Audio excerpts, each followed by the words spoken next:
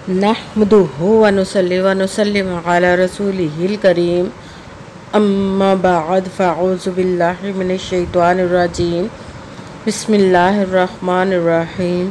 मेरे मुअज़्ज़ज़ सामाईन इकराम, अस्सलामु अलैकुम व रहमतुल्लाहि व बरकातुहू।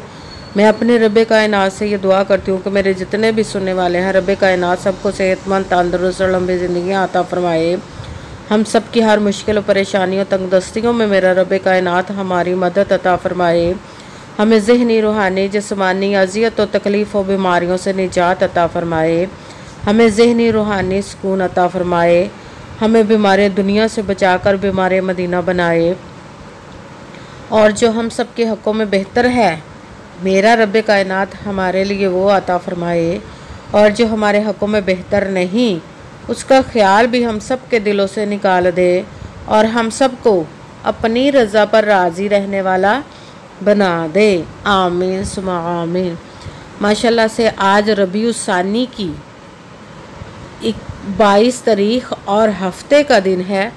आज के दिन जो मैं आप लोगों के लिए वजीफ़ा लेकर आई हूँ, सूरत इखलास, अस्तग़फिरुल्लाह और अर्रा। रब कायनात के इस मुबारक या रहमान का पावरफुल मुजर्रब वजीफ़ा लेकर आई हूँ, जो सारी उम्र ना आपको मिल सका। इस वजीफ़े को पढ़ते ही रब कायनात अपने हुक्म से आपको वो सब अता फरमाएगा, आपकी झोलियों को भर देगा। जो आपकी हाजात मुरादें पूरी नहीं हो रही, इस वजीफ़े को पढ़ते इंशाअल्लाह अज़ीज़ जो नेक और जायज़ मुरादें हाजात होंगी, रब कायनात आपकी पूरी अता फरमाएगा। ये बहुत ही ख़ास पावरफुल मुजर्रब वजीफ़ा है। आप इस वजीफ़े को आज के दिन स्किप मत कीजिएगा, छोड़िएगा मत। जैसे वीडियो मिले फ़ौरन पढ़ ले। अगर फ़ौरन किसी मजबूरी की वजह से ना पढ़ सकें तो इस वीडियो को अपने पास सेव कर ले। और जैसे ही आपको टाइम मिले तो इस वजीफ़े को आपने लाजमन पढ़ना है। पढ़ कर देखिएगा कि रब कायनात आपकी ज़िंदगी को कैसे बदल देगा। आप इस वजीफ़े को आज के दिन लाजमन पढ़िएगा। किसी भी मकसद के लिए पढ़ सकते हैं। रब कायनात के गैबी ख़जानों से दौलत लेने के लिए पढ़ सकते हैं। आपका अपना घर नहीं, घर ख़रीदने के लिए पढ़ सकते हैं। आपके घर में लड़ाई झगड़े रहते हैं, नचाकी परेशानी, मुफलसी, गरीबी है, उसके लिए पढ़ सकते हैं। आप इस वजीफ़े को आज के दिन आपकी औलाद नहीं या आपकी औलाद नाफरमान है, उसके लिए पढ़ सकते हैं। आपके घर में कोई बहुत ज़्यादा बीमार है या आप खुद बीमार है, उसके लिए पढ़ सकते हैं। आपके पास अच्छी जॉब नहीं, जॉब लेने के लिए पढ़ सकते हैं। आपकी शादी नहीं हो रही या आपके बच्चों की शादियाँ नहीं हो रही, उसके लिए पढ़ सकते हैं। आपके ऊपर बहुत ज़्यादा कर्ज उतरने का सबब नहीं बन रहा या आपने अपनी कीमती चीज़ या पैसे किसी को दिए वापस नहीं कर रहे, उसके लिए पढ़ सकते हैं। आप इस वजीफ़े को आपका अच्छा भला कारोबार चलता हुआ अचानक से बंद हो गया, उसके लिए पढ़ सकते हैं। आपके ऊपर जादू टूना, बंदिश, नजर बद, हसद कुछ भी है या आप के घर में आपकी ज़िंदगी में सुकून नहीं, आपके कारोबार में, दौलत में, रिज़्क़ में बरकत नहीं, उसके लिए पढ़ सकते हैं। मतलब किसी भी मकसद, किसी भी हाजत, किसी भी मुराद के लिए पढ़ सकते हैं। मगर जब पढ़ने लगे तो रब कायनात की ज़ात पाक पर यकीन कामिल रख के पढ़िएगा। कहते हैं कि यकीन कामिल होता है, पीर कामिल नहीं होता। और अच्छी नीयत रख के पढ़िएगा कि रब कायनात कुरान पाक में इरशाद फरमाता है, इन्नमल अमालु बिन्नियात, कि जो अमलों का दारोमदार होता है वो नीयतों पर होता है। अगर हमारी नीयत अच्छी है तो हमारा अमल भी अच्छा होता है, और अगर हमारी नीयत ही अच्छी नहीं तो हमारा अमल भी अच्छा नहीं होता। चाहे हम जितनी मर्ज़ी मेहनत कर ले, जितनी मर्ज़ी कोशिश कर ले, हमें उसका फल, उसका अजर अच्छा नहीं मिलता। इसलिए अच्छी नीयत रख के, पुख्ता यकीन रख के और 5 वक्त की नमाज की पाबंदी लाजमन रखिएगा। फिर इस वजीफ़े को कीजिए। अगर वजीफ़ा करते वक्त आपके दिलों में, जहनों में ऐसा वसवसा नहीं आना चाहिए कि हम ये अमल कर रहे, पता नहीं हमारी मुराद पूरी हो या ना हो। ऐसा हो नहीं सकता कि हम रब कायनात के किसी इस्म का या कलाम पाक का वजीफ़ा पढ़े और हमें कामयाबी ना मिले। ये हमारे ईमान की कमज़ोरी, जिसकी वजह से हमें नाकामी मिलती है। आपने सिर्फ अमल करना, उसका फल, उसका अजर देना उस ज़ाते पाक का काम है, क्योंकि उसकी दस्ते कुदरत से कोई चीज़ बाहर नहीं, उसके कुन कहने की देर है और वायाकून हो जाता है। आपने अमल करने के बाद उसके कुन का इंतज़ार करना। इंशाअल्लाह अज़ीज़ रब कायनात अपने हुक्म से आपकी तकदीर के बंद तालों को खोल देगा, नसीब के सितारों को चमका देगा। आपकी ज़िंदगी में ऐसे ऐसे मोजज़े अता फरमाएगा कि आप खुद देख कर हैरान रह जाएंगे। आपको कभी किसी चीज़ की कमी नहीं रहेगी इंशाअल्लाह अज़ीज़ उसके हुक्म से। अगर वीडियो अच्छी लगे तो इसको लाइक ज़रूर कीजिएगा और आगे भी शेयर कर दीजिएगा, ताकि किसी दूसरे को हमारी वजह से फ़ायदा पहुँचे तो हमारे लिए सदका जारिया बंजो जो नए हैं इस चैनल पर, इस चैनल को सब्सक्राइब कर ले और बेल आइकन को भी दबा लें ताकि मेरी अगली आने वाली वीडियो आप तक पहुंच सके।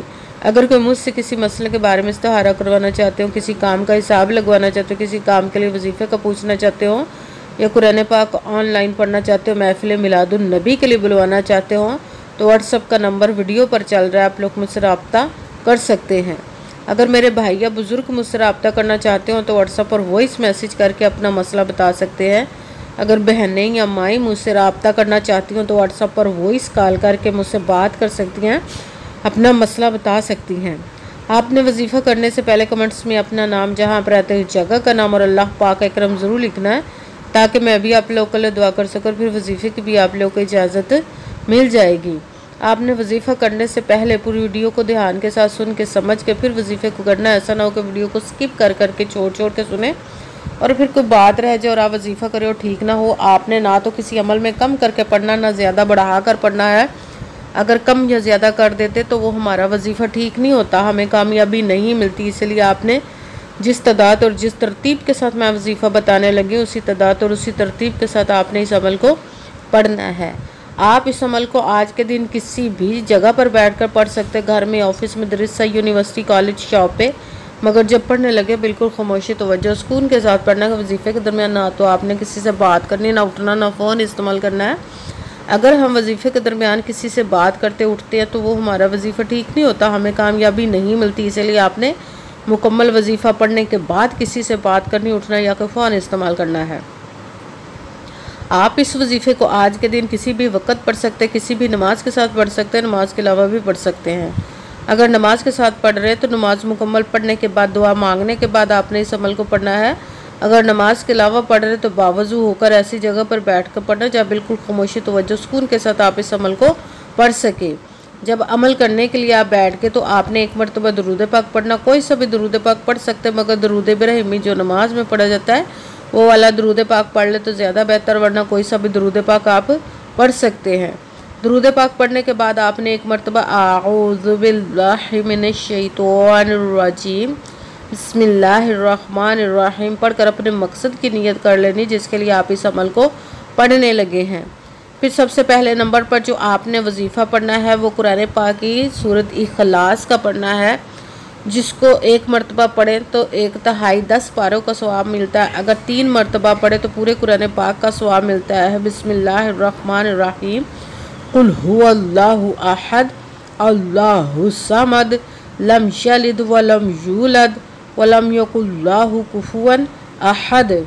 कुल बिस्मिल्लाहिर्रहमानिर्रहीम कुल हुवल्लाहु अहद अल्लाहु समद लम यलिद वलम यूलद वलम यकुल्लाहु कुफुवन अहद। सूरत इखलास को आपने 11 मरतबा 11 टाइम पढ़ना। फिर साथ ही दूसरे नंबर पर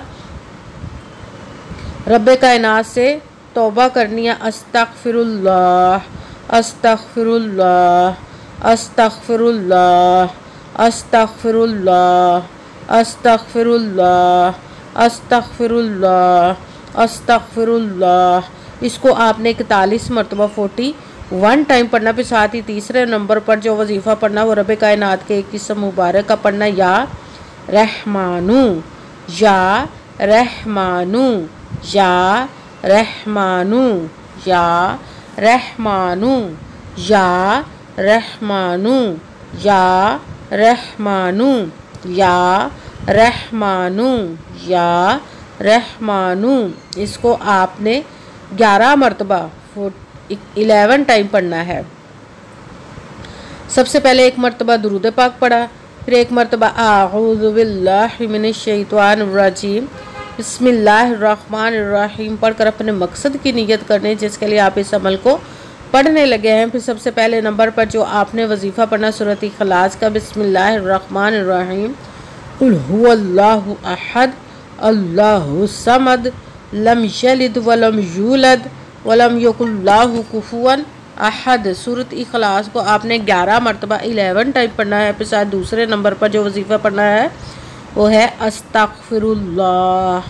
इसको आपने 41 मरतबा 41 टाइम पढ़ना। फिर साथ तीसरे नंबर पर जो वजीफ़ा पढ़ना या रहमानू इसको भी आपने 11 मरतबा 11 टाइम पढ़ना, फिर वही दुरूद पाक पढ़ना जो दुरूद पाक आपने वजीफ़ा शुरू करने से पहले पढ़ा था। जब दुरूद पाक पढ़ लिया, अब आपका वजीफ़ा मुकम्मल हो गया। अब आपने दोनों हाथों को रब कायनात की बारगाह अक़दस में बुलंद कर लेना। सबसे पहले अपने गुनाहों की बख्शिश की दुआ मांगनी, फिर जिस मकसद जिस हाजत के लिए आपने इस अमल को किया उसकी खूब दुआ कीजिएगा और दुआओं में मुझे भी याद रखिएगा, मेरे लिए भी दुआ कीजिएगा। जज़ाकल्लाहु खैरा। जिस मकसद जिस हाजत के लिए आपने इस अमल को किया, रब कायनात अपने हुक्म से ही, अपने प्यारे महबूब के सदका से, अपने कलाम पाक और इसमें मुबारक के सदक़े और इस प्यारे प्यारे माह मुबारक रबीउल सानी के सदक़े आपकी तमाम नेक और जायज़ हाजात को कबूल व मंजूर अता फरमाए। आमीन सुमा आमीन। अस्सलामु अलैकुम व रहमतुल्लाहि व बरकातुहू।